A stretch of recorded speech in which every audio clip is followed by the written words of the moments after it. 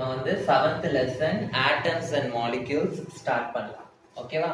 So இந்த atoms and molecules பத்தி படிக்கிறதுக்கு முன்னாடி நம்ம வந்து ஒரு பேசிக் கான்செப்டை வந்து ஒரு ரிவிஷன் பண்ணிட்டு அதுக்கப்புறமா இந்த சாப்டருக்குள்ள போகலாம்.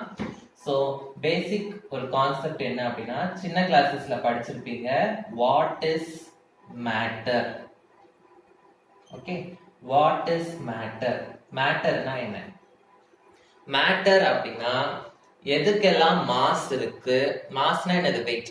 ஓகே, எதுக்கெல்லாம் மாஸ் இருக்கோ இல்லாட்டி எதெல்லாம் வந்து ஒரு ஸ்பேஸ் ஆக்கியூபை பண்ணுதோ அது எல்லாத்தையும் நம்ம என்னன்னு சொல்லுவோம்? மேட்டர் அப்படின்னு சொல்லுவோம். ஸோ மேட்டர்னா, matter is anything that has mass and occupies space. It is called as matter. Example வந்து chair, table, etc. So இது எல்லாத்துக்குமே வந்து mass இருக்கு and it will occupy space. அதனால இது எல்லாமே வந்து matter அப்படின்னு சொல்லுவோம். So matter is anything which has mass and occupies space. ஓகேவா? ஸோ இந்த மார்க்கர் எடுத்துக்கிட்டோம்னா இந்த மார்க்கரும் வந்து மேட்டர். ஏன்னா இதுக்கு வந்து ஒரு மாஸ் இருக்கும், இங்க வச்சோம்னா it will occupy some space. So அதனால it is matter. Okay, so இந்த மேட்டர் வந்து it is made up of particles. It is made up of small particles.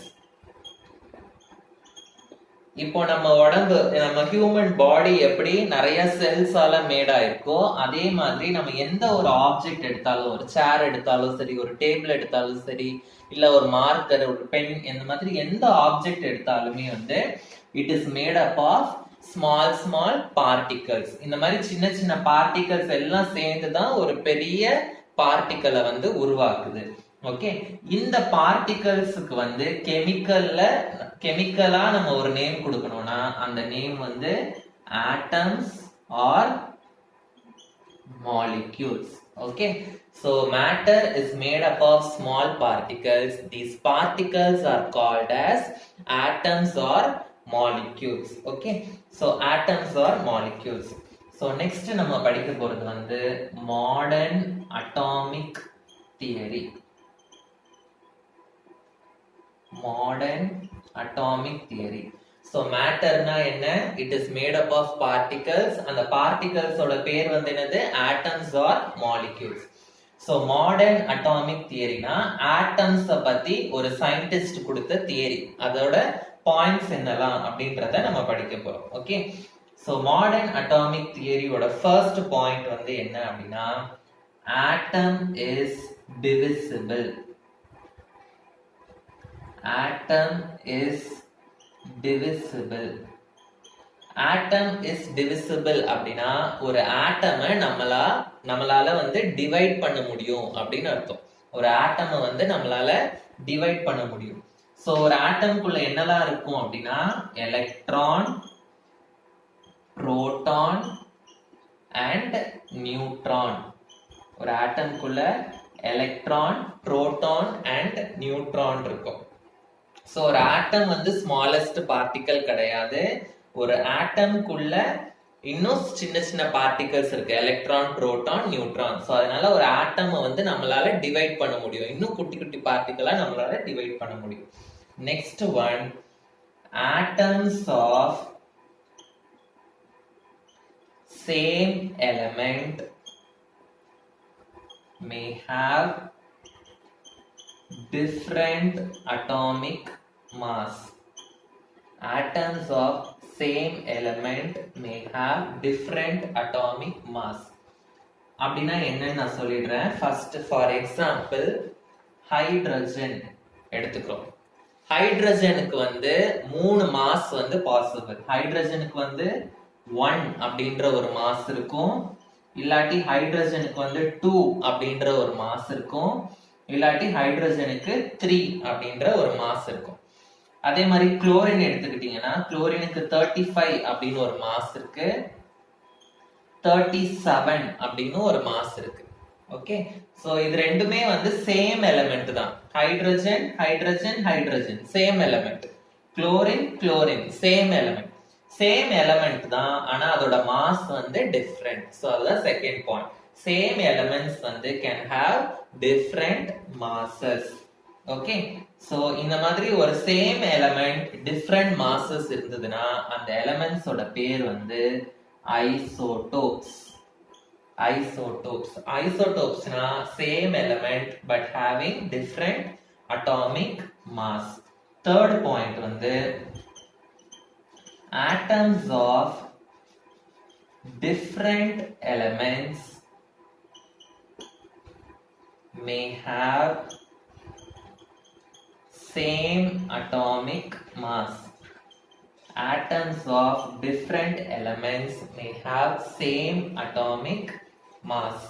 For example, இப்போ இங்க என்ன சொல்றாங்க, different elements ஆனா mass வந்து சேமா இருக்கும்னு சொல்றாங்க. இதுக்கு நான் எக்ஸாம்பிள் வந்து argon அப்படின்னு ஒரு எலிமெண்ட் எடுத்துக்கிறேன், calcium அப்படின்னு ஒரு எலிமெண்ட் எடுத்துக்கிறேன். argon and calcium வந்து different elements, ஆனா இதோட mass வந்து ரெண்டுமே சேமா இருக்கும், 40-40. சோ இதுதான் third point. different elements ஆனா அதோட mass வந்து சேமா இருக்கு. same element different massனா isotopes, different element same massனா அத வந்து isobars அப்படின்னு சொல்லுவோம். isobars. ஓகே, next one வந்து artificial transmutation. Artificial transmutation என்னன்னு நான் ஃபர்ஸ்ட் டெஃபினிஷன் எழுதிடுறேன், அதுக்கு அப்புறமா வந்து நான் சொல்றேன். atom of one element can be transmuted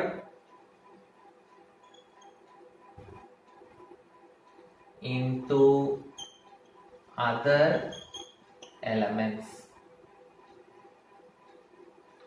Atoms of one element can be transmuted into other elements. இதுக்கு மீனிங் என்ன அப்படின்னா, ஒரு ஆட்டம் A அப்படின்ற ஒரு ஆட்டமை நம்மளால Bன்னு இன்னொரு ஆட்டமா நம்மளால கன்வெர்ட் பண்ண முடியும் அப்படின்னு அர்த்தம். ஒரு ஆட்டமை வந்து நம்மளால டெஸ்ட்ராய் பண்ண முடியாது, ஆனா அதை வந்து இன்னொரு ஆட்டமா நம்மளால கன்வெர்ட் பண்ண முடியும் அப்படின்னு அர்த்தம். ஓகே, சோ அதாவது இதோட மீனிங் வந்து ஆட்டம்ஸ் ஆர் indestructible. indestructibleனா டிஸ்ட்ரக்ட் பண்ண முடியாது, டெஸ்ட்ராய் பண்ண முடியாது அப்படின்னு அர்த்தம். Okay, so atoms can be converted from one atom to another atom, but we cannot destroy an atom. Atoms are indestructible. Okay, next fifth point. Atoms combine in a specific ratio to form compounds. Atoms combine in a specific ratio to form compounds. இதுக்கு நான் example சொல்றேன், அதுக்கு அப்புறமா இத meaning சொல்றேன். வாட்டரோட formula வந்து H2O. H2O அப்படின்னா இதுல எத்தனை ஹைட்ரஜன் இருக்கு, 2 ஹைட்ரஜன். ஆக்சிஜன் வந்து 1 இருக்கு. சோ ஹைட்ரஜனுக்கும் ஆக்சிஜனுக்கும் ரேஷியோ என்னது, 2:1. கார்பன் டை ஆக்சைடு எடுத்துக்கிட்டோம் அப்படின்னா இதுல வந்து கார்பன் 1 இருக்கு, ஆக்சிஜன் 2 இருக்கு. சோ கார்பனுக்கும் ஆக்சிஜனுக்கும் ரேஷியோ எடுத்தோம்னா இட் இஸ் 1:2. சோ வாட்டர் அப்படின்னா ஹைட்ரஜனுக்கும் ஆக்சிஜனுக்கும் ரேஷியோ எப்பவுமே 2:1 இருக்கணும், அப்பதான் அது வந்து வாட்டர். 3:1 அப்படின்னா அது என்ன ஆயிடும், H3O ஆயிடும். H3O அது வந்து வாட்டர் கிடையாது. ஓகே, சோ ஒரு காம்பவுண்ட் வந்து ஃபார்ம் ஆகணும் அப்படின்னா அதுல எலிமெண்ட்ஸ் வந்து ஒரு குறிப்பிட்ட ரேஷியோல தான் கம்பைன் ஆகணும், அப்பதான் நமக்கு வந்து அந்த எலிமெண்ட் கிடைக்கும். அந்த ரேஷியோ மாறிச்சு அப்படின்னா நமக்கு அந்த எலிமெண்ட் வந்து கிடைக்காது அப்படின்னு அர்த்தம். ஓகே,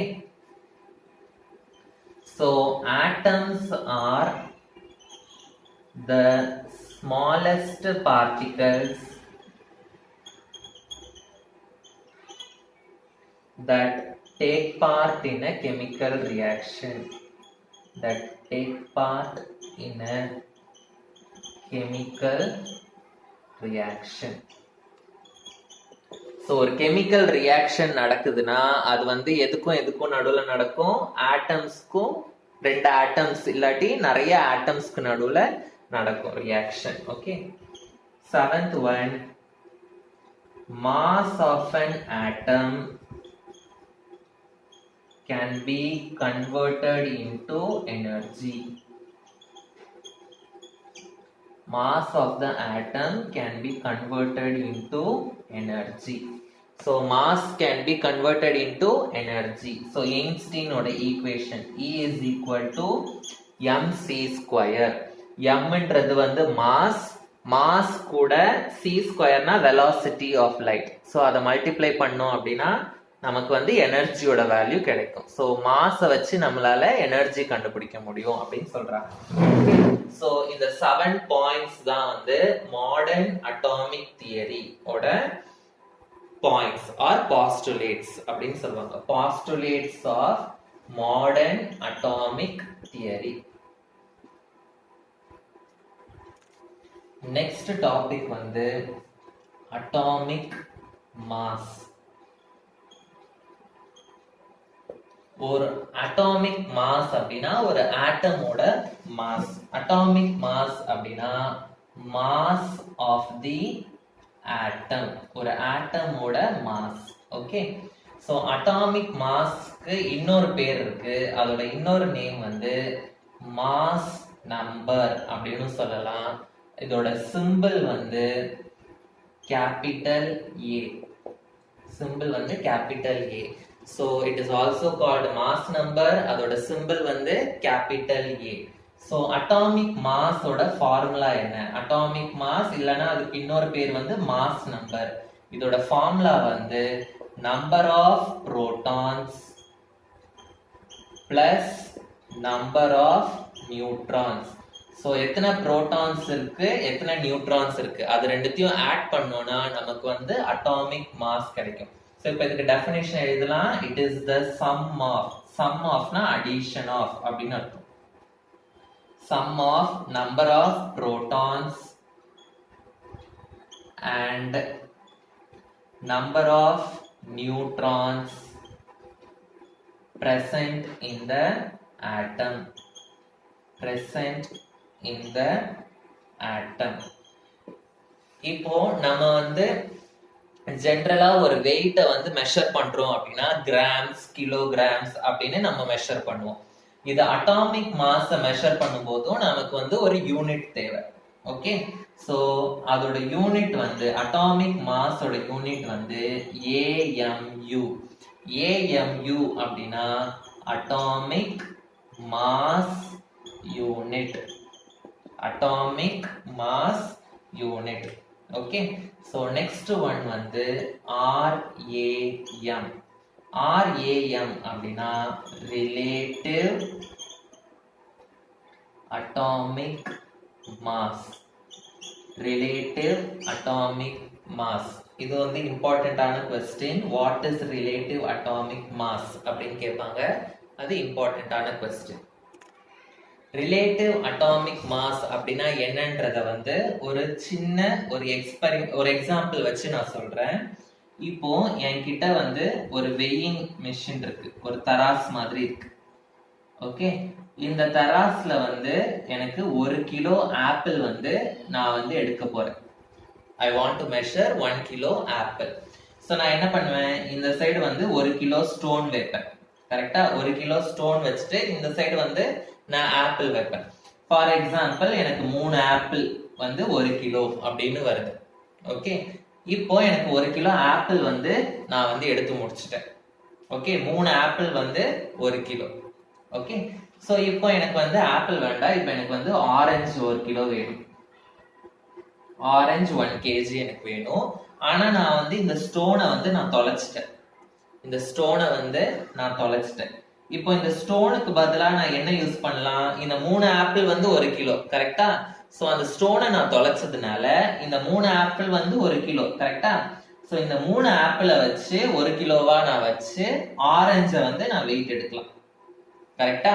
ஸோ ஒரு ஃப்ரூட்டை வச்சு ஒரு ஃப்ரூட்டோட வெயிட்டை வந்து நான் 1 kg அப்படின்னு கன்சிடர் பண்ணிக்கிட்டு நான் இன்னொரு ஃப்ரூட்டோட வெயிட்டை வந்து நான் கண்டுபிடிக்கிறேன். ஓகேவா? அது மாதிரி ஒரு ஆட்டமோட மாஸ வந்து 1 யூனிட் அப்படின்னு வச்சுட்டு மற்ற ஆட்டமுக்கு மாஸ் கண்டுபிடிச்சோம்னா அதுதான் வந்து relative atomic mass. Relative atomic mass அப்படின்னா ஒரு ஆட்டமுக்கு மாஸ் கண்டுபிடிக்க போறோம். எப்படி கண்டுபிடிக்க போறோம்? இன்னும் ஒரு ஆட்டமோட மாஸ வந்து 1ன்னு வச்சுட்டு நம்ம வந்து மாஸ் கண்டுபிடிக்க போறோம். சோ இங்க எந்த ஃப்ரூட்டோட மாஸ் வந்து 1 kgன்னு வைக்கிறோம்? ஆப்பிளோடது. சோ இப்போ நம்ம இங்க எடுத்திருக்கிற ரெஃபரன்ஸ் வந்து ஆப்பிளை வச்சு மத்ததுக்கு கண்டுபிடிக்கிறோம். அதே மாதிரி ஆட்டமுக்கு மாஸ் கண்டுபிடிக்கும் போது நம்ம ரெஃபரன்ஸா எடுக்கிற எலிமெண்ட் வந்து கார்பன். ஓகே, சோ நம்ம ரெஃபரன்ஸ் எலிமெண்டா எதை யூஸ் பண்ணுவோம் அப்படின்னா கார்பன். சோ கார்பனோட மாஸ வந்து நம்ம வந்து 1 யூனிட்டா எடுத்துப்போம்.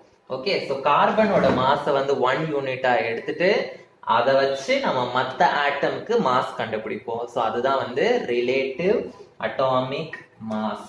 ஓகே, ஸோ ரிலேட்டிவ் அட்டாமிக் மாஸோட டெஃபினிஷன் கேட்பாங்க, எழுதிக்கோங்க. It is the ratio between the average mass of its isotope to 1/12 the mass of carbon 12 atom. Okay, so ஒரு ஆட்டமோட மாஸோட 1/12. Okay, so ratio between the average mass of the isotopes அப்படின்னா அந்த ஆட்டமோட mass to 1/12. Okay, so அந்த ஆட்டமோட mass into 1/12 அப்படின்னு போடணும். சோ அப்படி போட்டோம்னா நமக்கு வந்து என்ன கிடைக்கும்? அந்த நம்ம எந்த ஆட்டமோட மாஸ் கண்டுபிடிக்கணுமோ அந்த ஆட்டமோட மாஸ் வந்து நமக்கு கிடைக்கும். சோ இது எப்படி டினோட் பண்ணலாம் அப்படின்னா relative atomic mass is denoted as atomic mass ஓட symbol வந்து A ன்னு சொன்னேன். so relative atomic mass னா AR அப்படின்னு அர்த்தம். ஓகே, so next வந்து AAM. AAM அப்படின்னா average atomic mass. average atomic mass.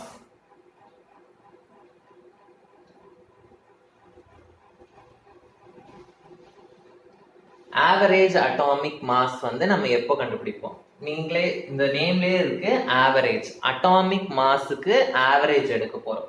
So நான் ஆல்ரெடி ஐசோடோப்ஸ்ல சொன்னேன், குளோரினுக்கு வந்து 2 மாஸ் இருந்தது, 35, இன்னொன்னு வந்து 37. ஸோ ஒரு எலமெண்ட்டுக்கே வந்து எத்தனை மாஸ் இருக்கு அப்படின்னா 2 மாஸ் இருக்கு. ஸோ அப்போ நம்ம வந்து ப்ராப்ளம்ஸ் எதுக்காவது நம்ம மாஸ் வேல்யூ வேணும் அப்படின்னா இது ரெண்டுத்துக்கும் ஆவரேஜ் எடுக்கணும். ஆவரேஜ் எடுத்து அந்த மாச தான் வந்து நம்ம வந்து என்ன பண்ணணும்? ப்ராப்ளம்ஸ்ல யூஸ் பண்ணணும். ஓகே, சோ இந்த குளோரின் 35 பாத்தீங்கன்னா அட்மாஸ்பியர்ல 75% இருக்கு. குளோரின் 37 வந்து அட்மாஸ்பியர்ல 25% வந்து நமக்கு இருக்கு. ஓகே, சோ இப்போ இந்த ஆவரேஜ் அட்டாமிக் மாஸ் வந்து எப்படி கால்குலேட் பண்ணணும்னா average atomic mass is equal to first chlorine ஓட இந்த ஐசோடோப்போட மாஸ் எவ்வளோ?